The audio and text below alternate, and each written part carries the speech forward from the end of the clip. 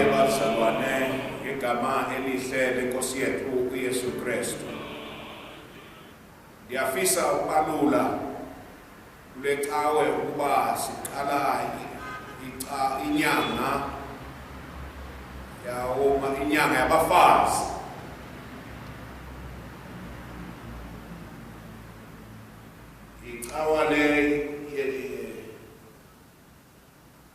This is the 9th Sunday after Pentecost. Inkonzo yethu iyaqala ephepheni 104. Inkosi mayibe nani. Inkosi. Makubongwe uThixo uyise nonyana nomoya oyingcwele.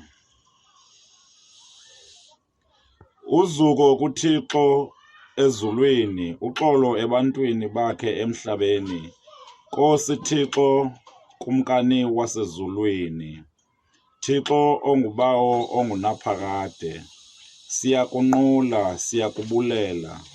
Siyakubonga ngenxa yozuko lwakho. Nkosi Yesu Kristu okuphela konyana kayise. Nkosi Thixo mvana kaThixo. Wena ususa isono sehlabathi senzele inceba. Wena ohleli ngasekunene koyise yiva umthandazo wethu. Ngokuba nguwe wedwa ongcwele, nguwe wedwa oyinkosi, nguwe wedwa ophezu konke. Yesu Kristu nomoya oyingcwele ebuqhaqhawuleni bukaThixo uyise. Amen. Masithandaze. Thixo ongamandla onke, ekutyhilekeni kwazo zonke inhliziyo isazela kuyo yonke iminqweno, ongenako ukufihlelwa nto, hlambulula ingcinga zenhliziyo zethu ngokusiphefumlela ngomoya wakho ongcwele. Size sikuthande ngokufanezekileyo, silidumise igama lakho elingcwele ngokufanelekileyo. Ngaye uKristu inkosi yethu. Nkosi yiba nenceba. Kristu yiba nenceba. Nkosi yiba nenceba.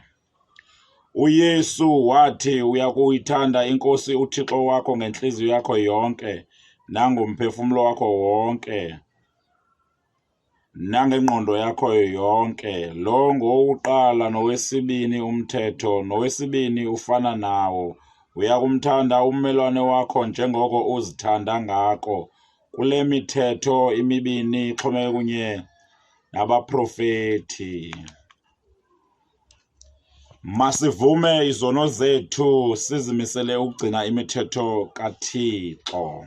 Siguqile. Thixo ongamandla onke, bawethu wasezulwini, siyaguquka sivuma ukuba sikonile ngetyala elilethu, ngokucinga, ngokuthetha nangokwenza, nangako esithe asakwenza, ngenxa yonyana wakho uKristu inkosi yethu. Sixolele konke okudlulileyo, wenze ukuba sikukhonze ngentlalo entsha, kuzukiswe igama lakho. Masilukele ke uxolelo. uThixo ongamandla onke oxolela bonke abaguqukayo ngenyaniso, makabe nenceba kulo, anixolele izono zenu anikhulule kuzo, aniqinise anomeleze kukonke okulungileyo, anigcine komini okungunaphakade ngoYesu Kristu inkosi yethu. Amen. Ikholeta losuku. Glorious God, you shower creation with abundance, are working in us hunger for food that satisfies, that in the miracle of being fed we will be empowered to feed the hungry in Jesus' name, who lives and reigns with you in the Holy Spirit, one God, now and forever. Amen. Ivangeli libhaliwe ngokukaMateyu isahluko se-14, siqala ukufunda kwisahlukwana se-13.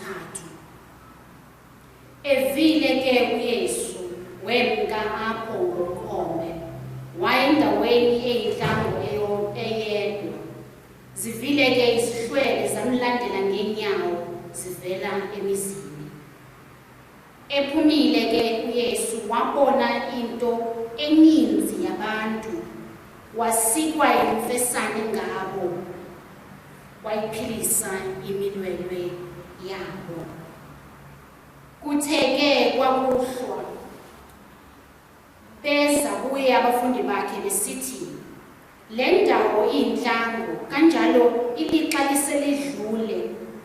Zindulele izihlwele zimke ziye emizaneni zizithengele ukudla.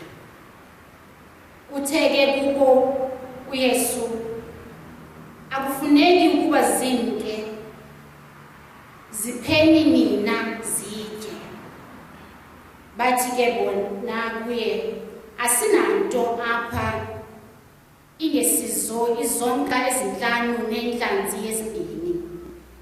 Wathi ke yena, zisani kum apha. Wathi izihlwele mazingqengqe phantsi engceni. Wazithabatha izonka zozinhlanu nentlanzi zozimbini, wathi ekhangele ezulwini, wasikelela, waqhekeza, wazinika abafundi izonka ezo. Ke abafundi banika izihlwele. Badla bonke bahlutha, basusa amaqhekeza aseleyo. Zali12 izitya zizele.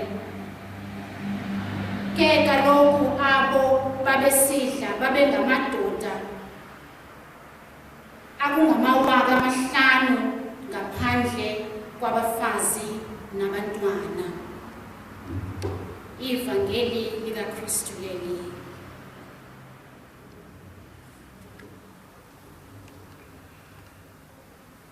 Egameni likaNkulunkulu Isene noDana noMoya Ongcwele. Ngiyafisa ukwenza indikimba yethu osukwini namhlanje ukuthi uNkulunkulu wethu akashiyi futhi akasiyekeleli. Ngiyafisa ukuthi ngibingelele omama njengoba siqala inyanga yaomama. Ithi uNkulunkulu makanibusise, uNkulunkulu aqhubeke anivikele kona konke okungalethi impilo. Ekseni kuvuka umhlabeleli othi namhla Nkosi ngiyamangala uma ngibheka emuva kuba wena wawungenami ngabe ngasala endleleni. Ngiyabuka nje esifundweni sokuqala nesesibili zanamuhla uNkulunkulu ukhombisa uthando lwakhe ngesizwe sakhe asikhetha uIsrael. Lolu thando olubonakala kahle encwadini ethiwa ngekaMose kuGenesis isahluko sama-22 la kufundeka khona qaleka esahlukaneni sesithathu kuye kwesama-32 lapho uJakobe simthola eshudulisana noNkulunkulu egcineni kuba noshintsho empilweni yakhe. Uma sizabalaza ukufinyelela izingeni elithile okhulweni noma empilweni yethu, uNkulunkulu uyasihlangabeza, uNkulunkulu uyasilekelela, elekelela imizamo yethu. Kunesisho sesilungu esithi kumele sidudule kube khona okwenzekayo. Kumele fisa ukuthi ngithi ekseni kumele sikhuleke ukuze kube khona okwenzakalayo nangayo lenyanga yawomama. Then upush kumele ukuthi pray until something happens. Ngithi bomama asibekezele, asibambelele bomama, kuyagcina kulungile, kuyagcina uNkulunkulu esihlangabezile. uJakobe lesifundo sanamhla wamabandana noNkulunkulu ePeniel egcineni kwalo mzuliswane noNkulunkulu wambusisa. Uthi uNkulunkulu kuye, igama lakho alisayothiwa uJakobe kepha uIsrayeli, ngokuba ulwile noNkulunkulu nabantu wanqoba. Lapha kuGenesis 32 verse 28. Ngalesikhathi ke yayisiphelile iminyaka engama-20 uJakobe nomfowabo Esau behlukana. Siyakuthola lokho kuGenesis chapter 27 verse 41. Sizokhumbula ke bazalwane nodadewethu nabafowethu ukuthi uJakobe wathatha ubuzibulo bukamfowabo Esau ngobuqili ehlangene nonina. Uyise wambusisa engaboni ukuthi ubusisa uJakobe.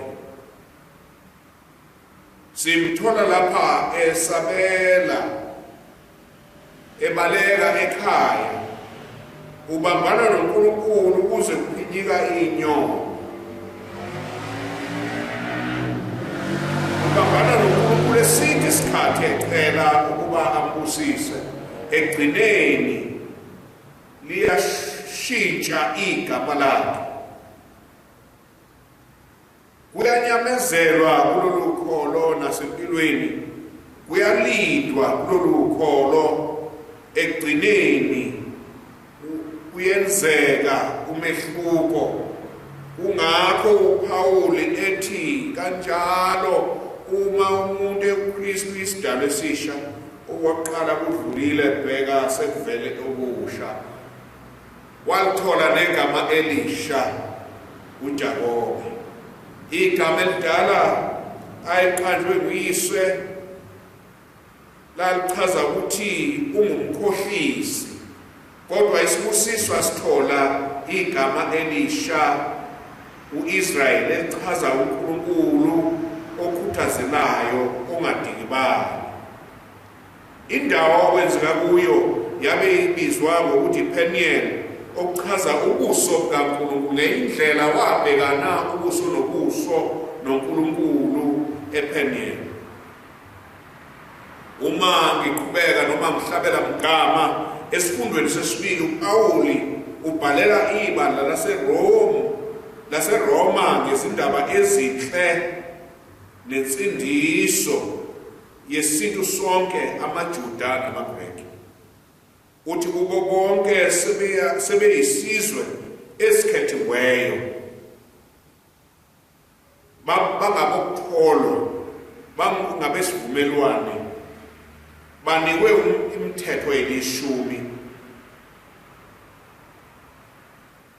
bangabenkonzo, bangabesithembiso, umsindisi uJesu Kristu ongumengameli wabo bonke ngaphandle kobuzwe nangokwebala. Nakuba babona ngezikhathi zonke, kodwa uNkulunkulu akadingalanga, uqhubekile ukuba nobudlelwane nabo. Ngiyaye ngithi-ke ibandla alimele ukumlahla umuntu uma esaphefumula, ngoba noNkulunkulu akamlahla umuntu futhi akamyekeli. Simbonile ukubekezela kwakhe, ebekezelela o-Abrahama, simbonile ebekezelela o-Isaka, simbonile ebekezelela naye uJakobe kuqo okhulunywa ngaye kulesi sifundo sokuqala sanamuhla. Ikhathi-ke eyiningi bazalwane siyalahleka njengezimvu engenamalusi, kodwa umelusi omuhle uphumayo yifuna lezo ezilahlekile. Kuyamangaza-ke ukuthi noma sesone kangakanani akasiyekeleli futhi akasishiyi. Akamshiyanga uJakobe, akamshiyanga uIsrayeli esiyisizwe, akamyekelelanga. Nafisa-ke ukuthi ngiphethe ukuthi nakithi namhla usasho ukuthi futhi ngomlomo kaJohane esesiqhingini sasePatmos, laphaya esambulweni chapter 3 verse 20, bheka ngimi ngasemnyango ngiyaqongqotha, uma umuntu ezwa izwi lami avule umnyango ngiyamngena kuye ngidle naye adle nami. Fisa ke ukuthi ngithi i-handle yalesi sivalo angqongqotha kuso ingaphakathi, i-handle yenhliziyo yakho uwe kuphela uyavula ngale handle ngaphakathi, yena umile ulindele kwakumeme ukuthi adle nawe udle naye. Egameni likaNkulunkulu Yise, noNdodana noMoya oNgcwele. Amen.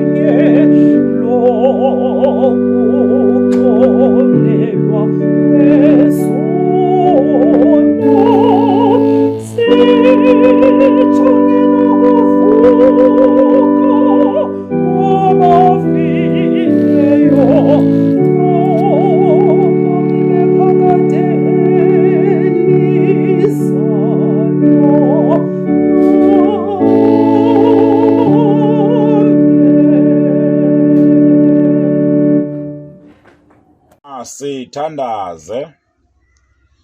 Thixo ongamandla onke, Bawo wethu wasezulwini, usifundisile ukuthandaza nokwenza imibulelo ngenxa yabantu bonke. Yamkela imithandazo yethu esiyenzela iKerike Katolika iwazi amandla omoya wakho, ukuze bonke abantwana bakho bavumelane ngenyaniso yezwi lakho elingcwele, bahlale bemanyene beseluthandweni lwakho.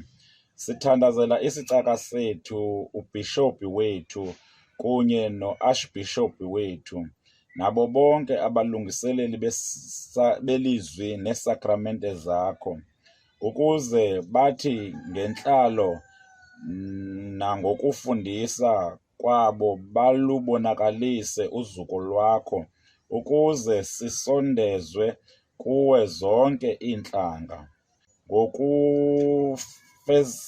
Ngokufezekileyo kwakho bawo, yonwabisa uphilise bonke abasezinkathazweni nasezintsizini, abasweleyo kwanabagulayo. Siyakubonga sikubulela abangcwele bakho bonke, ngokukodwa ngentombi esikelelweyo uMaria unina kaYesu Kristu, esimkhumbula ngeli xesha, nangawo amagorha okholo ezizukulwana zonke, saye siyaleza izicaka zakho ezafayo, sithandazela ukuba thina singene kunye nabo kwinzaliseko yovuyo lwakho olungapheliyo. Kwenze oku Bawo ongcwele ngenxa kaYesu Kristu. Amen. Siyaqhubeka ke nenkonzo yethu ekhasini ephepheni 116, unikezelo lwezipho.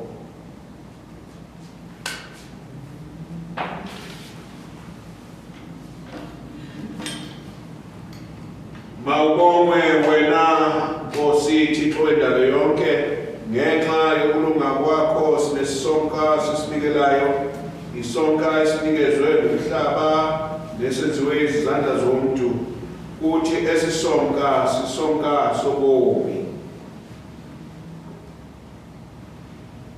Mawubongwe wena Nkosi Thixo wendalo yonke, ngenxa yokulunga kwakho sinalewayini siyinikelayo, esisiqhamo somdiliya nesomsebenzi wezandla zomuntu, futhi le ndebe yindebe yosindiso.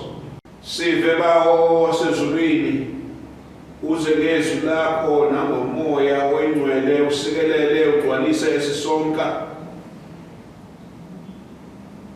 nale wayini, khona ukuze naso sibe yisakramente yomzimba negazi enexabiso lonyana wakho uYesu Kristu, inkosi yethu, owathabatha isonka nendebe waze wathi, eli ngumzimba wami ligazi lami.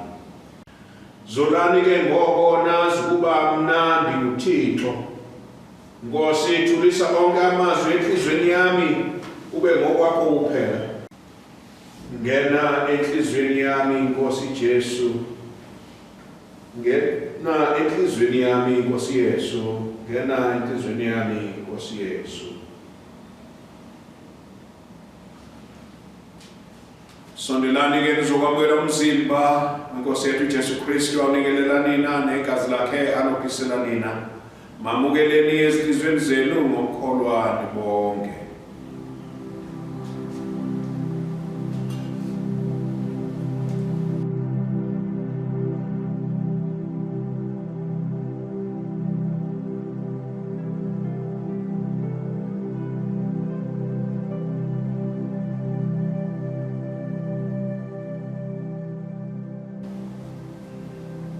Sisekhasini 128, imkhuleko kanye nesibusiso. Bulelani inkosi ngokuba ilungile. Thixo ongamandla konke uphakade. Siyakubulela ngokusonda kwakho ngezimfihlakalo ezingcwele, umzimba negazi lonyana wakho, umsindisi wethu Yesu Kristu. Nangosigcina ngobabalo lwakho, size emzimbeni wonyana wakho olibandla lawo onke amakholwa. Sincede ukuba sizingise njengamalungu aphilileyo abobudlelwano obungcwele. Size sikhule sinothando nentobeko ngokwentando yakho. Ngayo Yesu Kristu inkosi yethu, ohleliwe elawula kunye nawe nomoya ingcwele, emnye uThixo ngokungona naphakade. Amen. Sithandaze kanye sithi bawo ongamandla onke, sizinikela kuwe sibe lidini eliphilileyo sikuye uYesu Kristu inkosi yethu. Sithume kulo ihlabathi ngamandla kamoya ingcwele ukuba siphile sisebenze ukubonga nokuzukisa. Samukele isibusiso uxolo lukaThixo ogqitha konke ukuqonda. Magcine inhliziyo nengqondo zenu limazi umthando uThixo nonyana wakhe uYesu Kristu inkosi yethu. Ithi insikelelo kaThixo ongamandla onke uyise unyana nomoya ongcwele ibe phakathi kwenu ihlala nani ngonaphakade. Amen. Phumani-ke ngoxolo nithande nikhonze inkosi egameni likaKristu. Amen.